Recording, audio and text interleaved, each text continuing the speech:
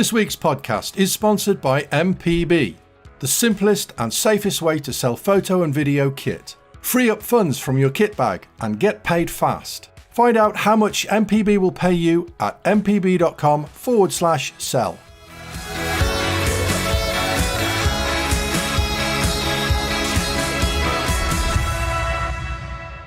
Hello and welcome to the HiFi Rose podcast, streaming to you live tonight, Monday the 9th of May 2022, or if you're listening a little bit later in the week, good evening to you as well. Thank you very much for listening. It is appreciated. Numbers have been great recently, so thank you very much for everybody that has subscribed and everybody that is listening either live or later in the week. It really is appreciated. And don't forget, the Movies podcast is part of this podcast. If you're listening a bit later in the week, it's all edited together. If you're watching live tonight, then welcome to you. The chat window's open and the Movies podcast will be along at 8:30 tonight. So if movies is your thing, then Kaz and the guys will be along at 8:30. But we got a busy show for you tonight. We hope to be done and dusted within the hour, but you never know with these kind of things and our planning. But anyway, tonight I am joined by Ed Selley. Hi, Ed. Hello, sir. You all right? We also have Ian. Hello. Ian. Jules is here this week. Hi, Jules. Evening all. And special guest this week, because we're going to be talking projectors and calibration and so on, is Ricky Jennings. Hi, Ricky. Oh. Right, so just to get started, Ricky, you're new to the podcast. Some people might not know. If they're forum regulars, they will know who you are, but people listening in might not know who you are. So maybe just give us a quick brief who you are and what you do. Yeah, so I am the owner of Calibrate Limited. We specialise in home cinema supply of equipment and installation. We also do calibration of audio and video. Excellent. So Ricky's site is up at the minute if you're watching live. If not, go visit and find out. And somebody at the door and the dog's just gone mad. So there you go. That proves that we are live. So anyway, let's crack on with tonight's show. So Ed, what have you been up to? Other than the brief I was explaining before we went live, I decided to not do any sleeping last night, which means if I'm more confused and rambling than usual, that's why. No, otherwise I have returned to doing more vegetarian cookery because I got into the habit of doing more of it over lockdown, and then I essentially sort of started to slip back into being excessively carnivorous. So I've been doing more vegetarian cookery, and otherwise I think I've now watched all of the Roger Moore Bond films on Amazon because they are a guilty pleasure and they're all universally dreadful. So that's what I've been up to. Well done. Good to get the puns in nice and early. Ian, what have you been up to? Still playing games, unsurprisingly. Still a lot of Minecraft action going on, which is probably far too much for somebody of my age. But I did end up building a giant roller coaster during the week, so that kind of pleased my inner child quite a lot. So that was quite good fun. And also, against my better judgment as a Norwich City fan, I've been watching a lot of football lately. But it's more because just I love the end of season drama, like the last day of the season, you know, the as it stands tables, the ups and downs and everything going on. And then you got the playoff drama as well. So, and not to mention the Champions League, Europa League and all that. So yeah, even though I'm not necessarily enjoying it from my own personal perspective, it's been quite good fun just as a pure football fan to be able to enjoy all the action. Playoffs are the most savage matches in English football. I think there's just so much on it, and it's such, you know, getting there in the first place is such a crapshoot, and it can be the team that's sidled in at the last minute to, you know, into the final playoffs place that ends up making it through. I think they are fabulous games to watch. Yeah, I think there's a bit of local history there as well. Yeah. I think I like the tension, but without having any kind of dog in the fight. So skin in the game. If you don't really care who wins, you can just enjoy the tension without getting too passionately involved and just stressed out by the whole thing. Well, you've got something in common with Jules there. Jules, I imagine that, you know, you support the same team, so We do. Yeah, I've had a week from hell. Last Saturday, I was at Villa Park, and we got relegated. I didn't see any football. Certainly not from our team. It's pretty. That's the first time I've been there when we've actually got relegated. Otherwise, you know, you've watched on TV. It's not a great feeling, but it was entirely expected. It was solidarity. Tears in the eyes. Dreadful. Lump in the throat, but only a small one because I completely expected it. And then we went to the Lake District on holiday on the Sunday for the week, and 2 days in, my wife broke her ankle Oh, no. on a coastal walk from St. Bees to Whitehaven on a slippy slope. Her ankle went from underneath her, and big crack. You could hear it audibly. Ouch. And they had to scramble the lifeboat crew to I was about to get us ask if away, you needed to the get us off. helicopter, but no, you went. Yeah, we didn't know whether we were going to get. Well, we didn't know whether we were going to get a boat or a helicopter because it was so out of the way, and in the end we got neither. They scrambled the lifeboat crew, but they came across a load of fields in a Land Rover. And there are lots of guys running after them like little minions with yellow wellies on. There And they were wasn't- a lifeboat crew. There so wasn't put on there. the BBC team doing that lifeboat documentary. You're not an inadvertent star for the next season. Unfortunately not, but they do want to feature her on the Whitehaven edition of the RNLI newsletter because a land rescue for the lifeboat crew is quite unusual. Bizarre. Obviously, I hope first of all that she's Yes, I hope she's stayed in a reasonable recovery. Has she been put in a cast or is it pinned? Yeah, she's in a cast, but it was a complete mess up. Transferred to Carlisle. We'll operate in the morning. Then they said, "Oh no, we can't operate now because she's too swollen." Now wait for the swelling to go down. Saturday they said we're going to operate today. Then they opened the cast up and found that she got these thing called fracture blisters. Ooh. So they couldn't operate. No, so she sent it home to Leicester, and we're waiting to go into the Leicester Royal Infirmary to get something sorted. And then she caught norovirus in the hospital as well. So she's throwing One thing at another. Well, I hope she is soon on the road to recovery, and I hope it gets better soon. It's not a great week. If nothing else, Jules, it's a better story than when I broke my ankle. If you call falling off the front step of my house, so that almost you paid to your trip inebriated, were you? No. I was both sober, and I was supposed to go on holiday the next day, and I did not. Oh God! So that wasn't my finest hour. But no, I wish her a speedy recovery. And yeah, hope it all thanks. sorts itself out. Well, like I say, we got a busy show tonight, so let's move on. Let's start the show. We'll be back in a second with hardware. If you'd like to support the AV Forums podcast on a regular basis, then why not become a patron? Head over to patreon.com/AV Forums to sign up. You can also make a one-off donation through the Super Chat or via streamlabs.com/AV Forums. All donations help us to improve the website and the podcasts. Thank you to all our supporters. Right, so we've got two new patrons. Thank you very much for your support, Tim Tunes and Heathen6666. Thank you very much for your support. It really is appreciated. All the help that you give us goes towards producing, hopefully, a better podcast and a better show. So let's move on to do some hardware. And before we do that, it's your chance to win some prizes in our competitions. And Ed's going to tell you what you can win. Yeah, just the one prize, but it is a doozy. So you can win a Valencia single Tuscany black cinema seat worth £1,399.99. To win it, head over to avforums.com/competitions to enter. All competitions are open to eligible AV Forums members resident in the UK. We also have a previous competition winner. The Atlas EOS Modular 4.0 power conditioning block worth 900 boys, courtesy of Yorkshire AV, was won by Netley. So I hope you enjoy that. Well done to you.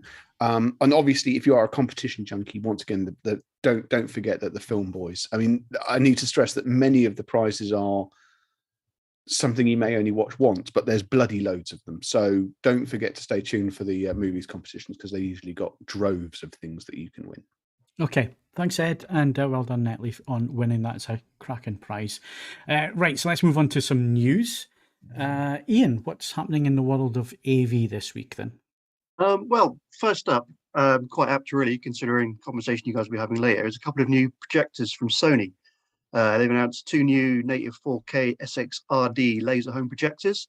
I'll give you the product names if it matters. Can get a little confusing, but it's the VPL XW7000DS and the VPL XW5000DS. They come in priced at £14,999 and £5,999 respectively. More expensive model Comes with a brightness of 3,200 lumens, which is quite impressive, and some other additional features such as a new 70mm advanced crisp focus lens, and other bits and pieces, which again, like I say, you guys might be better judged to kind of speak about in a bit more detail. One headline feature, which may or may not be important depending on your take on things, is they do come with the world's smallest panel with just a 0.61 of an inch in size, which comes with the added benefit of making it smaller and lighter. Whether you consider that important for a projector might be up to you. But yeah, those two new models with us now. Okay, I was hoping Ricky was going to give us some bits and pieces, but he's disappeared. He's obviously having a problem with his connection there. But Jules, you're familiar, obviously, with the Sony models. Very good projectors. Are you up to speed with the new models? Do you know what's coming? I've looked at the specs. I've not seen them yet. Found the specs quite interesting. The pedant in me wants to say, are they 4K? They're UHD, aren't they? They're actually natively 3840 by 2160, not 4096 by 2160, like Sony's previous 4K panels and like the JVC panels. So they're UHD resolution, aren't they? So they've cut down the panel size as well. And does that equate to an image that's not quite as sharp? When the DLP projectors went down from their 0.95 chips to 0.65, they weren't quite as sharp as the older ones. Things have been squeezed. They're advertising obviously that they're a more moderate size. I mean, still probably quite chunky historically. And they're sort of also promoting them as sort of more media room based, or certainly the lower model, which is also quite interesting. Okay, well, Ricky's back. Ricky, what's your thoughts on the new Sony projectors then? Sorry, for some reason my Zoom app suddenly decided to die just as everything started. I mean, they've obviously tried to separate. There's quite a big gap in the middle. They've obviously streamlined and brought out a few sort of reductions in the kind of cheaper version. I mean, they made big changes to the main things of a projector, the optical block and also the panels. They reduced the size of the panels, taking them to UHD, reduced the quality of the lens. So we'll have to see how that. And obviously lens shift has gone as well. So it's all manual. Screen. So I mean, that's going to wipe out. I know for us, that's going to wipe out at least 50% of our clients because they've got scope screens now, 235, 240 screens, which won't work. It's an interesting decision, that it really is. And again, we're pointing to costs here. That's the only reason I can think that they've removed that kind of functionality is costs in production and so on. So we will be getting these in for review. I've already spoken to Sony. As soon as the samples are available, they're going to send them through. So we will get to reviewing those at some point. But that's two new projectors from Sony. The news story is up there. Ian put the news story together earlier in the week. So if you're interested in finding out a little bit more, and don't forget, you can also click on the products and get the specifications and so on that we know at the minute. All the specs are there. So you can use the product functionality as well. The quickest way to do that is to hit the specs tab at the top of the story in the editorial, and it will drop down all the specs for you so you can have a look at that. What else is going on, Ian? The other one, it's not exactly a huge scoop in terms of a headline, but it's just new research came out pointing to how the growth in 8K TVs isn't escalating quite as people would have predicted a couple of years back. This comes from a global market research company called Omdia, which is currently predicting that by 2026, there'll be around 2.7 million households around the world that have an 8K TV. If you compare that to... That's infinitesimal, isn't it? When it boils down to it. I mean, and if you compare that to a story we ran a couple of years ago where they were predicting there'll be over 50 million households by 2025. That's quite a steep drop-off in terms of kind of the numbers they're expecting and the kind of the pickup of 8K TVs. Their research suggesting it was just 0.15% of TVs were shipped. I'm looking at stats. So it's around 350,000 units in 2021 with just 8K TVs. There's probably plenty of very obvious reasons why this is happening, why it's not progressing quite as quickly as some people might have hoped, or some people might not necessarily quite get the appeal of 8K at the moment in terms of the more mainstream users. But it's just interesting to see sort of that slowdown, the reasons that people are coming into it, and what people might want from 8K in the future to actually I make think it more viable. the problem with 8K is it doesn't have any shiny bells and whistles to sell it. It's just purely resolution, which brings with it huge costs in terms of production. We're still struggling to get 4K content, and especially 4K film content where there's lots of special effects that are actually finished at 2K. Although a lot of disc releases are still 2K DIs that are then converted to 4K res for disc release and so on. So that's where we are, and that's where we've been for a number of years. The other thing is, in terms of physical media, there is no format for 8K in terms of physical media, so it'd have to be streaming. And again, serving that kind of content, whether it be broadcast or online and so on, it's still a hell of a lot of data, even with the latest compression technology and so on. So I think there's a lot of barriers. And the big one, Jules works with a lot of professional studios and so on. He goes in and calibrates all of their mastering equipment. The big problem is, Jules? Well, nobody's grading at 8K. You know, there's no monitors there. So most of the places I come across are still doing SDR content at 1080. You know, and occasionally you'll get studios saying we've got, you know, a BB, one of the Sony HDR monitors, but that's far outweighed by the SDR content that's being produced still. So we're way behind, in terms of producing content for it. And the other thing, Phil, as well, is that most people in British lounges, when I go and calibrate in people's homes, they're not even sitting close enough to their TV to see the 4K resolution. So you're going to have a massive TV in your living room to get any benefit visually from 8K. And our living rooms just aren't up to it. Yeah. So this office that I'm working in at the moment, the largest screens I can get in is the 65-inch, and I've had a couple of 65-inch 8Ks. I'm waiting on the 900 turning up this year for review as well. The problem is, you put it next to a 4K TV, you sit the same distance, and like you say, there is no real difference there in terms of resolution and so on. At least with 4K, when 4K was introduced, it came with HDR. You know, HDR and 4K came hand in hand. I mean, you can have 1080 HDR; it's not a problem, and you've got HLG broadcast-wise and so on. But with 4K, especially when it was a physical media release, it had HDR to go with it, which was a nice big uptick, as well as wide color gamut to go with it. So, you know, 4K had the uptake, it had the uptake, and people were producing content in 4K as well, and it's easier to produce in 4K these days. So yeah, 8K's got a real struggle on its hands, especially in the UK. For a US audience who can and do have much larger screens, you know, it's probably going to come a lot sooner for them, but it's certainly UK homes, anything over 65-inch, 77's really pushing it, I think, in most normal homes, normal room size, it's starting to get very big then. So it'll be interesting. I keep saying that, but it will be interesting to see. I think if they're going to do a physical format for it, it should be Laserdisc sized. If there's one thing we've sought, that it's not about practicality anymore. If you're going to do it, go balls out. It comes in a giant player the size of a fridge, and there's a real ceremony to it. And we can get back to gatefold sleeves with all the artwork and just the notes. Think of it. It's just going to tick all the right boxes. Yeah.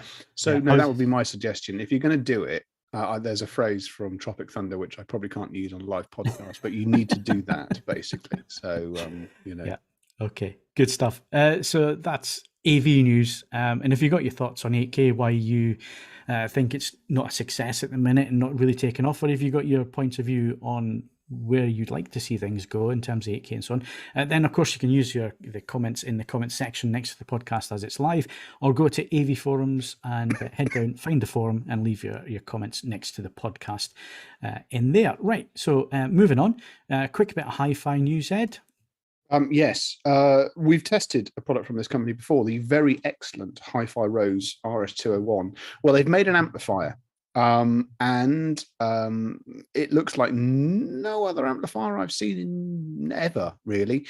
Essentially, there's one of every single control you can imagine. It's got some VU meters. It appears to have a pentagram on the volume knob, cogs. But the actual engineering is quite interesting. So you'll be delighted, and I'm hoping relieved to hear that obviously I've asked for a review sample. If it's at all possible to get one in, we will. But yes, do you know what? I'm all for this. I have this, this theory. It's the same with the mission speakers, which will be appearing on the website in the not too distant future. If you're going to make something which people will love, conditional to that is that it has to be sufficiently sort of striking that some people will hate it. And I like this. We've been too timid for too long. All the signs point to the fact that it's not simply a novelty item on the inside. It's got some really quite solid engineering. And I just think it looks bonkers. And that's how it should be. So, yeah. And it's $5,000. So, I mean, obviously not giving it away, but in the context of some of the ridiculous things that exist, I don't know. As I say, I'm quite looking forward to getting hands-on. As soon as I see the image, it reminds me of a old-fashioned reel-to-reel professional tape deck. There's elements of news Nagra gathering definitely thing, to it. yeah. But even they didn't go with cogs. No. Other than actually, it looks like they've sent out a questionnaire to their customers and said, "What would you like on the next product?" And just they've yes. ticked all the boxes, haven't they? Really.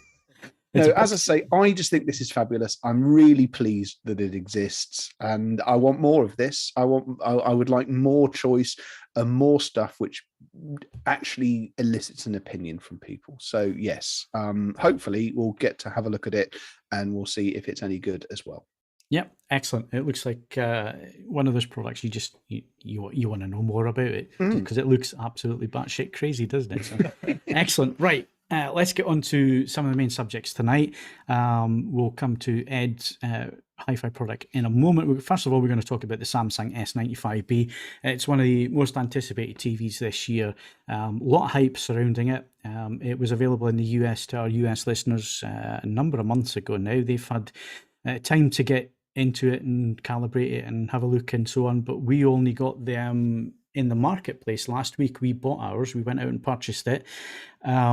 It's not cheap for the UK. It's £3,400 for the 65-inch. That is quite a bit of money, especially when you then see the build quality. It's not a premium product from that point of view. You're basically paying for the QD-OLED technology. That's what you're paying for. You're definitely not paying for build quality. The panel, it moves. It's very flexible. It could quite easily be damaged if it's being moved around quite a bit. For most people, that won't be an issue. You're going to put it on your TV stand and it's going to be there for the next 5 to 10 years. If you're a TV reviewer and you're somebody who puts stuff up all the time for comparisons and you're continually moving things around, it flexes, it moves about.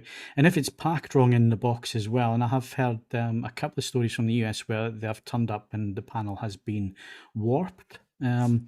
That is a possibility. The build quality is not great. The stand is a bit plastic. Well, it's all plastic at the back. It's nicely designed. There's lots of cable management and so on. And it's got a nice sort of aluminium look to the front. But again, in terms of the build quality, the back panel is, again, plastic. So corners have been cut. There's no doubt about that. This is not a luxury product. It hasn't been built like a luxury product. But again, it's because it's new OLED technology. It's QD-OLED. So let's cut to the chase. What were the numbers? Well, my initial testing, and I'm going to be testing for a number of weeks, you can see that the TV is behind me with an LG C2 next to each other at the minute, both 65-inch TVs. Both of them at the moment are in the filmmaker mode out of the box. The eagle-eyed will be able to tell which one the Samsung is and which one the LG is. Just by the white, the way it displays white. One is very red, the other is very cyan. That's the spectral output of how the different panels work. So that aside, the big numbers, everybody wants to know peak brightness, 1000 nits. That's on a 10% window in filmmaker mode. It was exactly the same on an 8% window, on a 9% window, and so on. We did check the different window sizes. I'm going to come back to that in a second. And 200 nits basically on 100% white, which is a good 50 nits above most of the competition out there.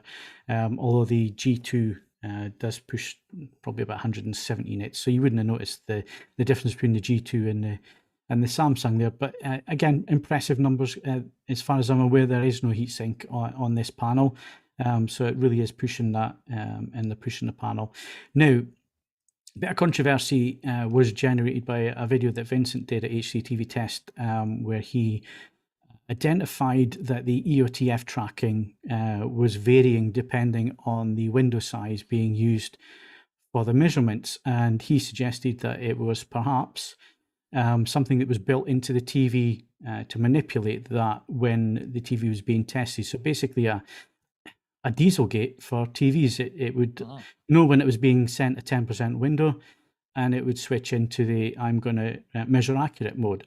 There's been quite a bit of skepticism about this and other testing and so on. I've done my testing, used a Meridio 7 generator to generate the windows, Calman software, and varied the window size. So measured first of all at 10%, and it measured the EOTF tracking where it should be in terms of the standard, and then bumped it down to an 8% window. Did the same tests again, and it was brightening it. So it was doing the old Samsung thing where it brightens the EOTF from about 300 nits to about 800 nits. There is a very distinct bump in the brightness. In terms of SDR, filmmaker mode in SDR was fairly inaccurate for filmmaker mode, which I was surprised about, because the UHDA are quite strict about manufacturers. If they're going to use filmmaker mode, then it has to track as close as possible to the standards out of the box. Obviously, there is variance. There's going to be panel variance and so on. It was too red, and it's quite obvious that was the case. So it is a little bit inaccurate. If you're looking for accuracy out of the box, filmmaker mode in SDR was a little bit accurate. The color gamut appears to be fine, even using different window sizes. The actual gamut size remained the same. The saturation tracking remained the same between the different window sizes. So there was nothing going on there. It was more the white balance and EOTF side of things were using a non-standard window was pushing the brightness of the UTF. So that is happening. Is that a defeat device or something built into the TV? I have no evidence to suggest that is the case. I can only report back the facts that I have found, and that is that my results tally with what Vincent's found on his TV in terms of measurements and so on. So in terms of EOTF tracking, it's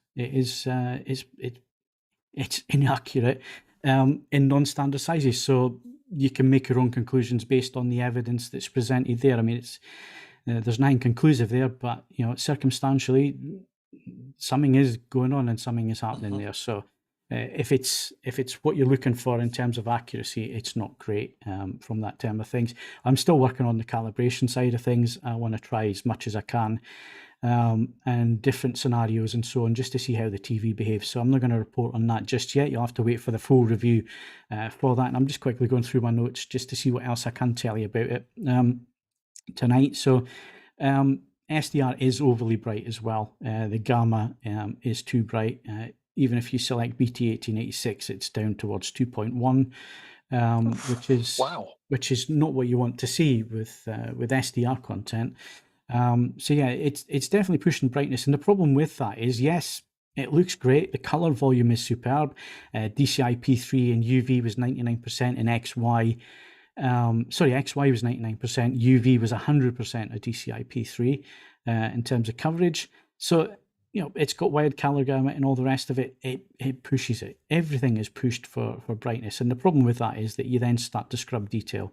You start to lose detail. You start to get overblown side of things. One thing I really do notice with this is red is pushed quite a bit. So not only is and you can see it really quite clearly there, between the LG and the Samsung, and they're both in filmmaker mode. This should look very similar, but obviously it's different panel technology. You have that different spectral read from there. So it's not great if you're looking for accuracy. Now, if accuracy is not your thing, if you want a nice, bright, glaring, garish colors and all the rest of it, and you want something that's going to pop off the screen, the Samsung will do that for you. All Samsung products do that.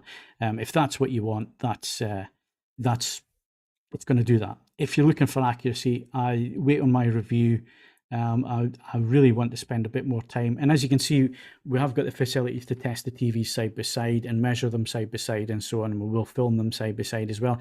Looking at it from a camera that's not great built into my laptop and so on. Don't judge any picture quality on the camera and what you're seeing over this stream. But it's doing a couple of naughty things. Other things that I just wanted to quickly mention was the UI is buggy and it is slow at times. And then at other times it'll fly along like it's the fastest thing ever. So again, it's a bit hit and miss, a bit inconsistent there. Build quality, I've already covered that. So in terms of QD-OLED, do I like it? Yes, I think it's great. It's really, really good technology. I can't wait to see what else we get this year, especially from Sony. I've already seen the Sony. It is really impressive. We will get hold of one for long-term testing. We're going to put all these screens together. How does it stack against the G2, the LG G2? Very close. For most things, both of them are very, very close. Color volume wise, you're going to get that little bit more out of the Samsung. But again, at the minute, if accuracy is your thing, I would hang on. Don't go out and buy straight away. Let's see what the rest of the year has to offer. But in terms of my initial thoughts, it's impressive. It's just it does a few things that I'm not particularly happy about, and I want to do a bit more digging into things and find out just how accurately it will calibrate. Because if it's doing a defeat thing when it gets standard window sizes, how accurate is your calibration going to be? Because if you're getting inaccurate readings and you're working on inaccurate readings, it's going to be inaccurate. So again, I want to have a good look at that. But any thoughts from you, Jules? Yeah, I mean, that's disappointing to hear. Samsung do have a history of doing this before, haven't they? But filmmaker mode is there for a reason. It's supposed to be the most accurate mode. And if they have been fiddling, that would be disappointing because 10% Windows is what we all use as calibrators and reviewers to test these things. And if it doesn't give you that a true representation of what it's going to be doing overall, then how can you trust your calibration? I mean, how did you find the color management system, Phil? Because over the past few years, I've found it decreasing in its efficacy, to be honest. And to be honest with you, I've done very little in terms of looking at the color side of things. I've been more concerned about what it's actually doing with the UTF tracking. That's what I spent most of my time on. Yeah. I haven't had a chance to really sort of sit down and do a full start to finish calibration on it just yet. It's again, I want to find out what it's doing before I then spend hours trying to calibrate it and then find that at the end of the day it hasn't done what I wanted it to do. But yeah, the CMS has never been great on the Samsungs. It needs to develop. I mean, LG do it right, Panasonic do it right, Sony have a good system as well. Samsung need to catch up in that regard, I think. But they did have a very good system. I remember talking to Steve years ago about this, and we'd sort of rub our hands. Oh, it's a Samsung today. It means the kind of management system is going to work very well. It's going to be a very nice system. But it started to go downhill, became less accurate, became less effective. And a couple of years ago, they had one which allowed you 25, 50, 75% CMS, and it just didn't work properly. And so it's been going downhill for a number of years. Well, like I say, we are going to be working on this. I'm just going through to see if there's any questions that are relevant right now to while we're talking about the Samsung. So AI Rod says, bright living room, only interested in movies, don't care about accuracy. Is the TV I should get? Probably. If you're not bothered about accuracy, why spend 3,400 quid on a TV? Or vivid mode on something else. Yeah, exactly. And this is the thing that I find quite strange is that you would go to that kind of expense with this kind of technology and not want accuracy. I can't get my head around that. I mean, obviously it's up to you. It's your TV, it's your money. You go and buy it and you set it up the way you like, and you're not going to get any pushback from me. It's just I struggle with the concept, and maybe it's because for a long time I've always pushed for accuracy and how the creator intended it, and that doesn't mean that it needs to be dim and dark and all the rest of it. It's that it should follow the standards, and standards are there for a reason. Now, most TV manufacturers have 5 or 6 picture presets, some even more than that. All we're asking for are 2. One for daytime viewing, one for nighttime viewing that are accurate, or one filmmaker mode, which has everything switched off. That's all we're asking for. Manufacturers can do whatever they like with other picture modes, and people will love it. And I've got to say, I have put this in vivid mode with the picture processing all switched on and all the rest of it, and I can see why people would want to sit and watch that. It's appealing to the eye. It's not accurate. You're missing a shed load of detail. It doesn't look anything like it was supposed to look, especially if it's film at 24 frames. It's supposed to look a certain way.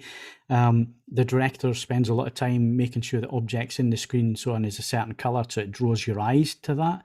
And there will be objects that they don't want you to draw your eyes to, which if it's all wrong and it's all set up wrong and it's just pure vivid colors, you completely lose that. But again, it's entirely up to you how you set your TV up. Nobody's forcing you. Nobody's putting a gun to your head or anything like that and saying you must do this.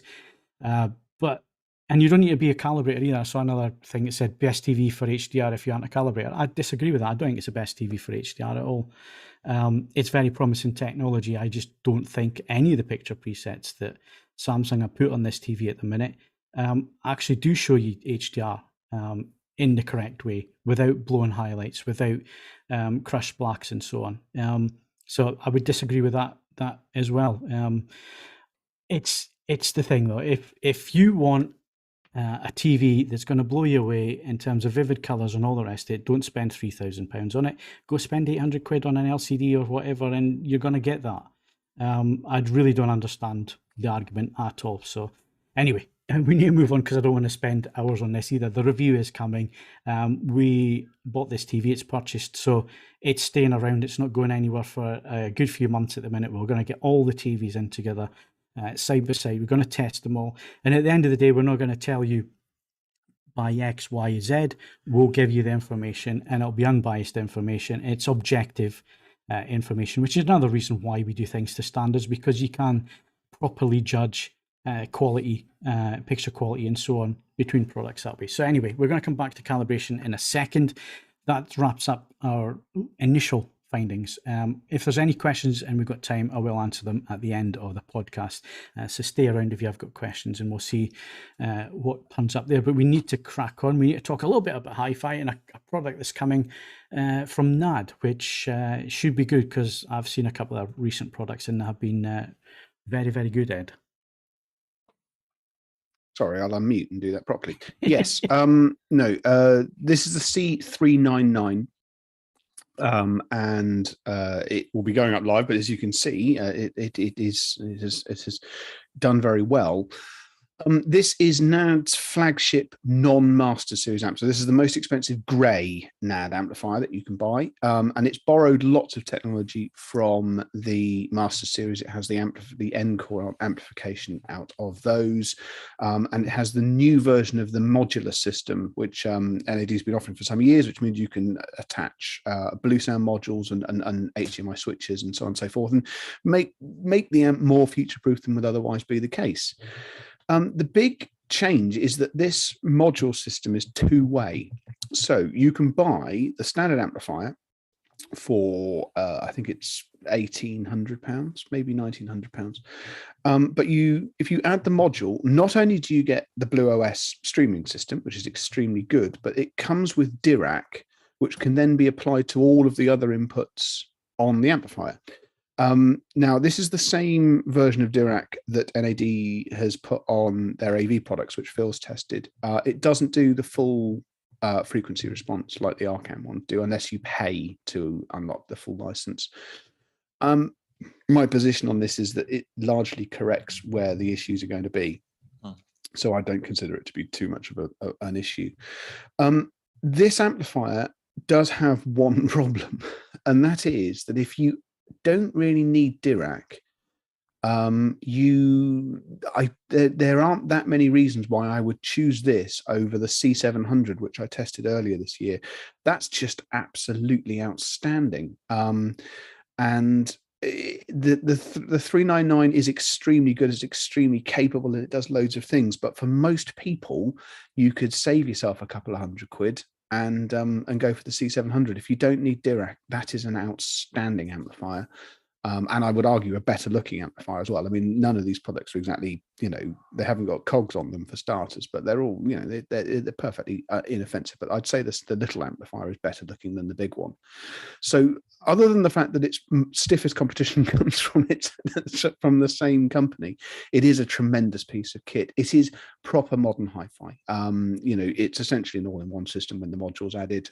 You get HDMI ARC, so it will talk to your television. There's a phono state, so it can talk to you talk to your turntable. It's extremely capable. We haven't tested an NAD product in ages that wasn't extremely capable. I wish it looked a little bit better. And as I say, it faces some competition from inside the actual NAD product lineup. But the full review will be up later on, and it's really very good indeed. Excellent. Okay, it feels a bit rushed, and we're sorry about that. But no, but you've got at some point you've got. You guys have got to talk about projectors and stuff. At this point, obviously the nature of how the reviews are written, all information is in the review. If you have any questions, stick them in the comments thread. And I'm just going to stare gently into space whilst you talk about whatever the hell it is you do. You do that. Okay. I don't know what Ian's doing, but he's having a good giggle there as well. So. Maker says there's zero detail lost. I 100% disagree. That's fine. You're entitled to your opinion. The detail is lost in WOLEDs with any bright colors and scenes. Not true, but yeah. You're all entitled to your opinions and so on. And there's a lot of hype out there. There's a lot of people talking about this stuff. There's lots of videos, different videos, all people coming to different conclusions. Like I say, we're going to stick to what we do best, which is basically we will measure and objective data on these things. Maker also says that all TVs are inaccurate out of the box. Again, that's not true. It's why the Filmmaker initiative was out there. It is possible to get TVs that look fairly accurate out of the box. Some of them with Delta E's under 3. So again, I disagree with that. There's still plenty of room for calibration, and we're going to come on to calibration now and the reasons for that. And calibration is not just about setting the settings correctly on the TV. There's lots more to calibration than just that. So let's move on to that. But we're going to talk projectors because it's an area we haven't covered for quite some time. So it's that time of year. We're going to be getting new projectors announced over the next few months and so on.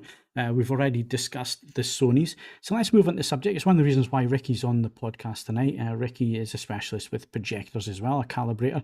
So Ricky, what's the number one mistake that you think people make when it comes to installing the first projector in the first cinema room?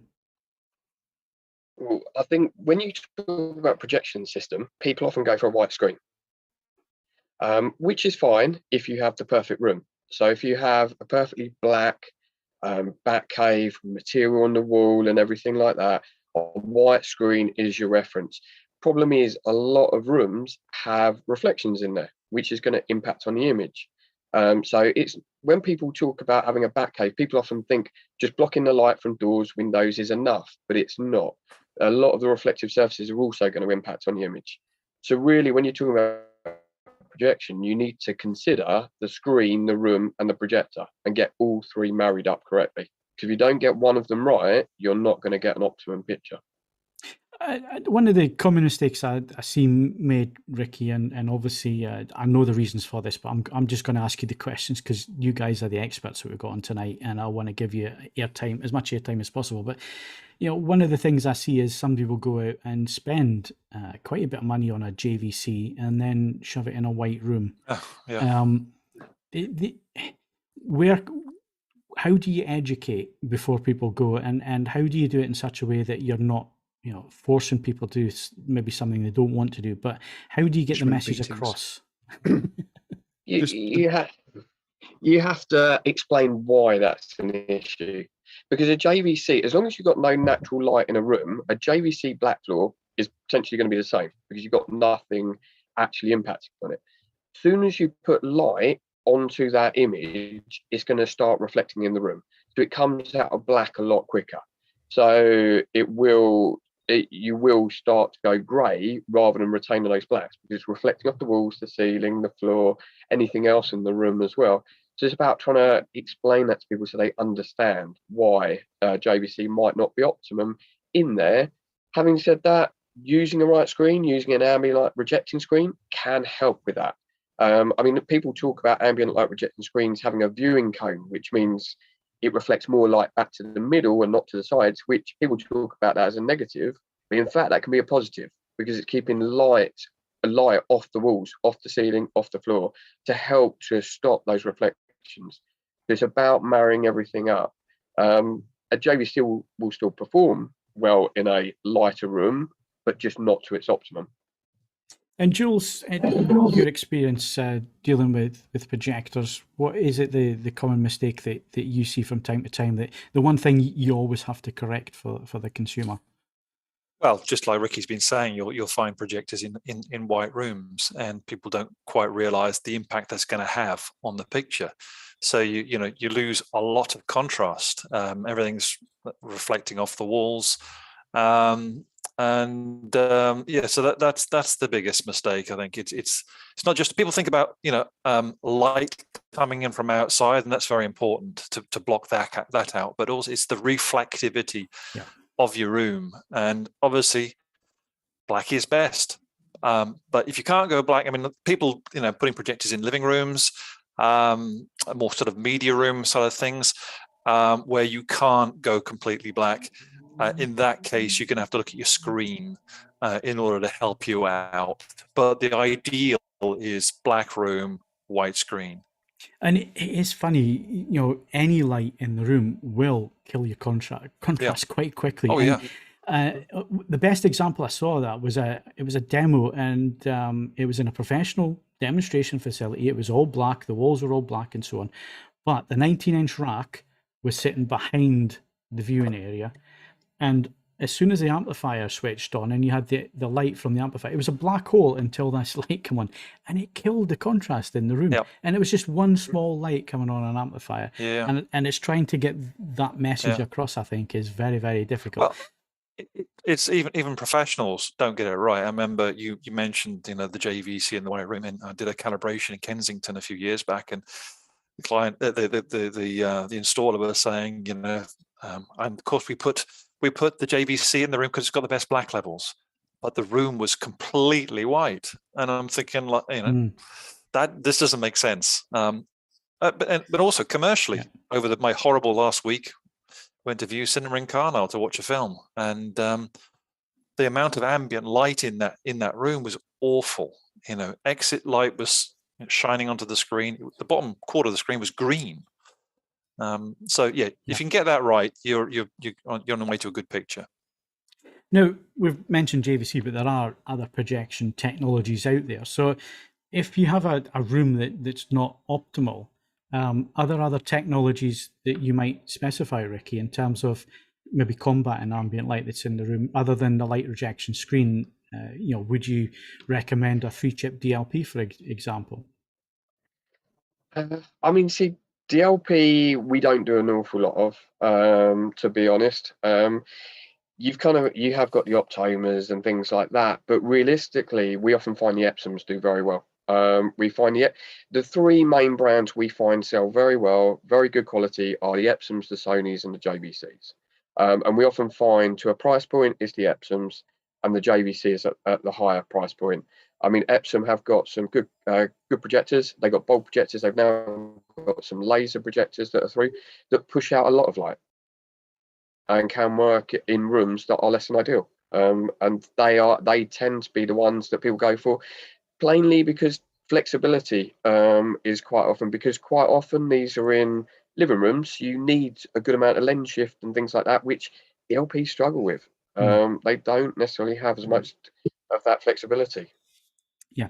Okay. And the other thing they struggle with, isn't it, is P3. for HDR. Yeah, obviously, for years they struggled with Rec 709. So Mm. asking them then to go to P3, I think I've seen 2 that have done it, and that was because they had filters in the light path. And even then, you're cutting your brightness by almost 20%, 30% because you've got this filter in the light path. Right, so we've covered the room. Try and get the room as correct as you can in terms of reflection points and wall colors and so on. And I've mentioned it in a few previous podcasts. There are paints out there now that you can specify that look nice. I mean, greys are in fashion at the minute in terms of interior design. Grey is a great color to use to try and combat reflections and keep the screen as neutral as possible and so on. So let's move on to the actual calibration. Ricky, how does it vary or differ from calibrating a TV? Well, you've got to take into account the screen in the room to start off with. I mean, we usually use a two-stage approach. So we would measure off the screen to create a reference profile, but then actually measure off the projector for the actual measurements, because especially when you're getting to the black levels, you've got really low light output. So your meter needs to be nice and sensitive. If you're trying to measure that black light output and the low sort of greys, it's going to struggle on a screen, a lot of meters. So yeah, you use the profiles with 2 meters. That way it takes into account the screen as well. You would normally do that. Okay. Jules, in your experience, what are the tips that you would give people in terms of, getting the calibration correct for their projector and room?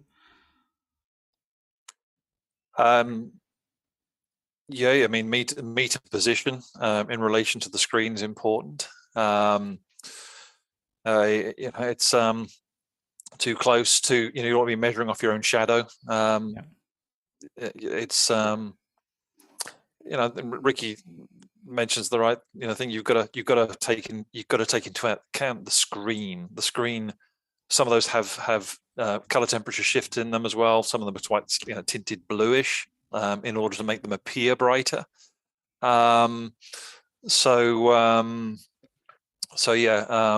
Taking measurements off the screen to take that into account, because you're seeing reflected light as opposed to a TV, which is self-emitting.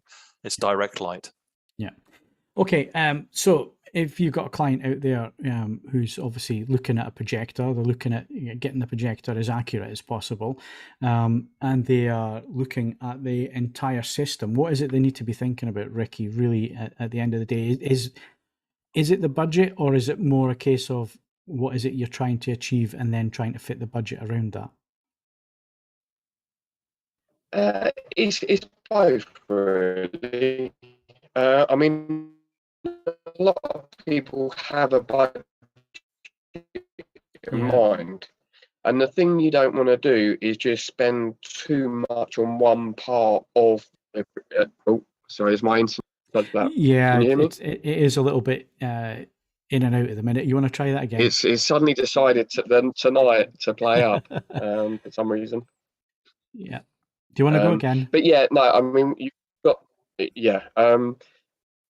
if people have got a set budget, you've got to look at it properly. Don't spend it all in one area. So don't spend it all on the projector and get a £50 screen or something like that.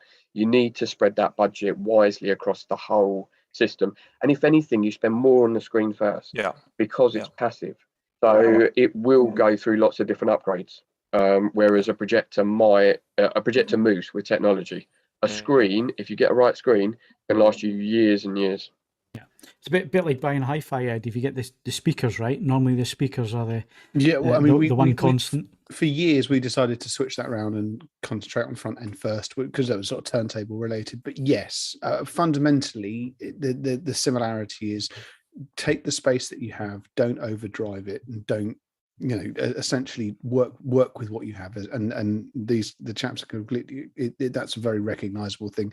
The budget should be evenly distributed, and just make sure that things don't you don't fall down a sort of target fixated rabbit hole of going for one particular aspect of it being significantly at odds with the rest of it. Yeah. So. Okay. Final question on this one, because I'm aware of time.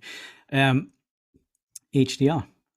How big of a pain is HDR when it comes to projection, Ricky? Yeah, well, you've got limited light output, so it's not going to be the same as a TV. So different manufacturers deal with it different ways. I mean, potentially JVC with their dynamic HDR is recognized as being a very good way of doing it, where they manipulate the image depending on what's on the scene. Sony also tries to do that, but maybe not to the same sort of level, whereas Epson is a bit more static at the moment, but they are trying to improve. So yeah, it's a struggle. You can create custom curves for some of them. You can target different EOTFs. You can clip different things at the top, but it's just about making the best of the light output you've got. And what about adding in a separate processor, video processor? Is that still a route that people can take? Yeah, I mean, if you want to get the best out of it, adding something like a Lumagen or a Mad VR, something in there, it just has a lot of processing power. So it can analyze the image and it will work to the light level you've got with that projector. So as good as the JVC is with theirs, the processing power is just far bigger on something like a Lumagen and a Mad VR to be able to process it. And it just allows you to get an image that isn't crushed in kind of light output, but also resolve more detail, rather than it all being either too bright or too crushed. Yeah. Okay. And Jules, anything to add to the end of that? Yeah, absolutely. One of the other benefits of video processor will handle your auto aspect ratio switching, which if you're watching a Nolan film, is great. I mean, I've got an NZ8 JVC with a Mad VR, and it, the 16:9 content is centered in the screen, and it detects it and puts everything in the right place at the right time. So, no fiddling around with lens memories. Okay, excellent. Well, this is a subject that obviously we can keep coming back to as the year progresses, as the podcasts progress. And now that Ricky's been on once, I'm sure Ricky will be up for it coming on again and discussing the pros and cons of calibration and so on. But we have to wrap things up tonight, and we normally do that by heading over to Ed, who's going to give us the album playlist and vinyl of the week. So Ed, over to you. Yeah. 3 different titles. Two different. There's a separate album and vinyl for this week. So album of the week is a Norwegian artist called Sigrid. The album is called How to Let Go. Sigrid clearly understands how to do an album cover that appeals to a very specific subset of men. No need for nudity, just put a proper old BMW on the front. So yeah, that's but it's a great listen. She's got an extremely distinctive voice, that standard Scandinavian flair for arrangement. And I'm just really enjoying this. I just think it doesn't overstay its welcome. Some decent songs on there. You find yourself sort of coming back to it, humming tunes. It delivers all the sort of things that these pieces of music should. So I've been thoroughly enjoying that. Vinyl of the week is here. I can actually show you a physical copy of it. There is Block Party's Alpha Games. Now this one will divide opinion. I 2 of my friends absolutely hate it. So make of that what you will. Essentially, what they've done is they have revisited the nature of their first 2 albums, the ones they're best known for, but they've done it in a really angry way. So it's a different sort of listen. There's a lot of pent up irritation at the world in general with Alpha Games, but I've thoroughly enjoyed it. And all Block Party vinyl is generally very good, and this is no exception. I mean, they've changed labels since the early days, but it's still a decent sounding pressing. It's available in red and black, and there's an extremely rare stroboscopic version as well if you fancy giving hundreds of pounds to a random man on eBay. So there's lots of different options for you there. I've really enjoyed it. It was one of those ones where the first time you listen, you think, I wasn't so sure about that. But then when you sort of dig down into it, I've been really enjoying it. And the playlist of the podcast is on Qobuz. Now, I need to make it clear, I don't think this is a particularly good playlist, but I wanted to talk about this playlist purely because the title of the playlist is Listening with the Psychedelic Porn Crumpets. And I don't particularly know if there will ever be another opportunity for me to say those words in that order ever again. The Psychedelic Porn Crumpets are an Australian psychedelic band, and their stuff actually can be quite catchy. If they were called something normal, it's arguable they may not have enjoyed the success that they have. The playlist is properly weird. It goes all over the place. It does have 1 or 2 tracks I've really enjoyed, but that's in a significant number of tracks that I didn't. But they're called the Psychedelic Porn Crumpets, Phil. I couldn't not talk about it. So that's where we are. And they're catching. So yeah, those are the recommendations for but hopefully there's something in there which will appeal to you on one level or another. I was going to mention one that I've been listening to this week, and I've completely forgotten the name of it, but it's a new Bears Den EP. Oh yes, they do. It's really stuff. Really. I suppose actually we're also doing honourable mention. There's an American artist called AWOL Nation, and this very nearly was album of the podcast because it's just so bizarre. He's done some 80s covers, and if you've ever wanted to hear Taylor Hanson of Hanson Mbop fame sing Madonna's Material Girl, well, it's the album for you. It was very entertaining. I did have a couple of listens. I'm probably going to end up buying that anyway because I'm an idiot. So there you are, something for everyone there. Thanks very much, Ed. Right, so future podcasts up and coming. Join us on the 23rd of May. Again, we'll be live streaming hardware and movies. And then the 13th of June is the one following that. So that's the next 2 podcasts and live streams that are coming up. Don't forget, if you have questions and so on, then do put them in the podcast forum at AV Forums, or put them in the video description if you're watching on YouTube. All the questions that are in the live chat, if I haven't answered them this evening, I will take a note of them and try and come back and circle back on them, because we're not finished with the Samsung S95B. Lots more testing to do. I want to make sure that we cover absolutely everything. And like I say, the LG C2 is next to it. The C2 review and video review is coming up very soon as well. I've been spending a little bit of time just making sure we cover all the points with that. But that's it for tonight. So my thanks to Ian, Jules, Ricky, and Ed. Thanks very much, guys. No worries. And coming up next is the Movies Podcast. And if you enjoyed this podcast, then please give it a like and subscribe to the channel. I did that on purpose. See, that's for the edit point. So you notice this when they do it on the news and they go from the live to the...